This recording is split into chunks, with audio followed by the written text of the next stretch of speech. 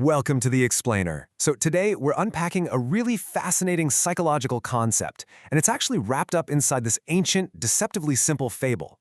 I mean, we've all felt stuck at some point in our lives, right? Like there's this massive barrier holding us back from, say, starting that business, or learning a new skill, or just making a big change. But we can't quite put our finger on what that barrier physically is.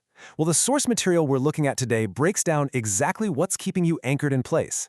It's honestly a life-changing realization, and we're going to break the whole thing down step by step. Let's just get right into the story. Okay, picture this scenario. A farmer is traveling to the market to sell his 3 donkeys. It's a boiling hot day, and along the way, he stumbles across this beautiful, crystal-clear river. Naturally, he wants to jump in and cool off, right? Get a quick bath. But he runs into a bit of a mathematical dilemma here. How do you tie 3 donkeys to a tree when you only have 2 ropes? Obviously, if he just leaves one untied, it's going to wander off and he loses his livelihood. So he looks around, scratching his head, and spots a stranger standing nearby. The farmer walks over, explains his whole frustrating situation, and asks the stranger, "Hey, do you happen to have a spare piece of rope I could borrow?" The stranger shakes his head no. But then he says something incredibly intriguing. He says, "I don't have a rope, but I can tell you how to tie all 3. Now, what's truly fascinating here is the absolute deadpan confidence of this completely counterintuitive response. Like, how on earth do you secure a literal physical animal without a physical restraint? Well, here are the stranger's brilliantly unconventional instructions. Step 1. Take your 2 actual ropes and tie 2 of the donkeys to the tree, but make absolutely sure that the 3rd donkey's watching you do it. Step 2. Walk right up to that 3rd donkey and meticulously pretend to tie a rope around its neck and then to the tree. Go through the exact same motions, make it look totally convincing. So the crucial point here is that the stranger is telling the farmer to use the sheer power of suggestion on the animal. The farmer figures, well, he's got absolutely nothing to lose at this point. He ties the first 2 donkeys, walks over to the 3rd, and puts on this grand performance of tying a completely invisible knot. Then he happily heads down to the river, enjoys a nice long bath, and eventually comes back. And this brilliantly illustrates the stranger's genius, because the illusion works perfectly. When the farmer returns, all 3 donkeys are standing there exactly where he left them. The 3rd donkey literally hasn't moved an inch. So the farmer is thrilled. He walks over to the tree, thanks the stranger who's still hanging around, unties the first 2 donkeys, gives the 3rd one a pat, and says, "All right, let's go." He starts walking back toward the road to the market, but after a few steps he realizes something's wrong. He looks back, and the first 2 donkeys are following him just fine, but the 3rd donkey? It's still standing by the tree. The farmer shouts at it, he tries to physically pull it, but this fiercely stubborn 3rd donkey absolutely refuses to budge. No way, it's not going anywhere. Completely bewildered and, frankly, getting a little frustrated now, the farmer stops back to the tree. He complains to the stranger, "Look at this, the animal is completely stuck." The stranger just looks at him, gives this calm little smile, and offers a piece of advice that sounds entirely baffling. He says, "Untie the 3rd donkey." The farmer looks at him like he's lost his mind. "But I didn't tie him, I used an imaginary rope," he replies. And guys, this brings us to the profound punchline of the fable. The stranger smiles and replies with a question that just hits like a ton of bricks. He asks, "You know you didn't tie him, but does the donkey know?" Let that aha moment sink in for just a second. The donkey watched its companions get tied up. It watched the farmer go through the rigorous motions of tying it up. In the donkey's reality, that rope isn't invisible at all. It is as real and as strong as steel. Feeling a bit ridiculous, as you would, the farmer walks right up to the 3rd donkey. He reaches out to the tree and, carefully, deliberately, pretends to untie the non-existent knot.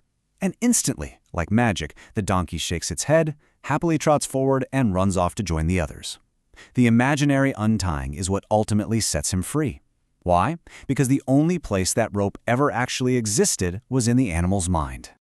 Now, this isn't just a cute story about livestock, right? It's a direct reflection of you and me. On one side, we have the donkey's illusion, a completely fake rope keeping it tied to a tree. And on the other side, we have our own mental ropes. I mean, how many times have you stayed stuck in a situation, completely convinced you can't move forward, when in reality, there is absolutely nothing physical holding you back? Think about it right now. What is the invisible rope keeping you tied to your tree? So, if these ropes aren't physical, who exactly is tying them around us? According to the source material, there are a few main psychological culprits at play here. First up, past failures. You tried something once, it didn't work out, so your brain creates a rope saying, yep, you will always fail at this. Second is societal conditioning. From childhood, we absorb all these ideas about our weaknesses and what we supposedly cannot do. But the third, and honestly the most powerful culprit of all, is our very own subconscious mind. We usually like to think of our minds as our biggest cheerleaders, right? But the source material provides a really fascinating definition of the subconscious mind in this specific context. Basically, it operates as a primal survival mechanism. It attempts to protect us by keeping us safely trapped inside our familiar comfort zone. It views literally anything new or challenging as a threat, so to stop you from taking risks, it fabricates these mental ropes. It's a highly misguided attempt to protection that in the end just ends up paralyzing us. So here is the ultimate reality check we all need to internalize.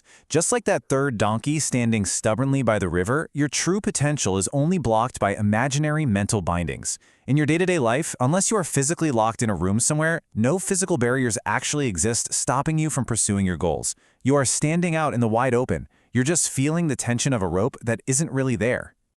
Okay, so now that we know the ropes are just illusions, how do we actually break free from them? Obviously, we can't just wave our hands in the air and pretend to untie a knot like the farmer did. We're humans. We need a real method. Fortunately, the source provides a highly practical, actionable roadmap for systematically dismantling these mental roadblocks. Let's look at how to untie your rope, starting right now. So here is the clear three-step framework they lay out. Step 1, identify the limiting belief. Step 2, challenge your reality. And step 3, take action and break the pattern. When you actively apply these 3 steps, it is exactly how you rewire years, maybe even decades of subconscious conditioning. Let's dive a bit deeper into exactly what each of these steps requires you to do. Starting with step 1, identify the limiting belief. You've really got to become an active listener to your own internal monologue. What are the specific thoughts stopping you? Are you hearing things like, I can't do this, I'm just not naturally good at it, or, let's be honest, the most common one of all, what will people think? The key here is to recognize that these are absolutely not objective facts about the world. These are the imaginary ropes. Simply recognizing them as illusions is the first major step to untying them. Once you've caught the belief, you move straight to step 2, asking the crucial question, does this limit actually exist, or did I just make it up? You must interrogate your reality. If you think you're terrible at public speaking, is that a permanent physical law of the universe? Or did you just mess up a presentation 5 years ago and decide to never ever try again? When you aggressively challenge your fears like this, you almost always realize they have zero real foundation. You fabricated the knot. And finally, we have step 3. Break it down and take one small step today. You don't have to overhaul your entire life by tomorrow morning. Just step 1 inch outside your comfort zone. If you're terrified of starting a business, just go buy the domain name today. Taking just one tiny, tangible action in the real world completely shatters the illusion of that mental rope. It forcefully proves to your subconscious mind that the barrier was never real to begin with. Which brings us to our final thought. The rope is only in your mind. It wasn't tied there by your boss, or your family, or society. You subconsciously tied it to protect yourself. And because you tied it, you are the absolute only person who possesses the power to untie it. So will you untie it today? I challenge you to identify your invisible rope the moment this explainer ends, and just take that first step forward. You are going to be amazed at how quickly the illusion vanishes.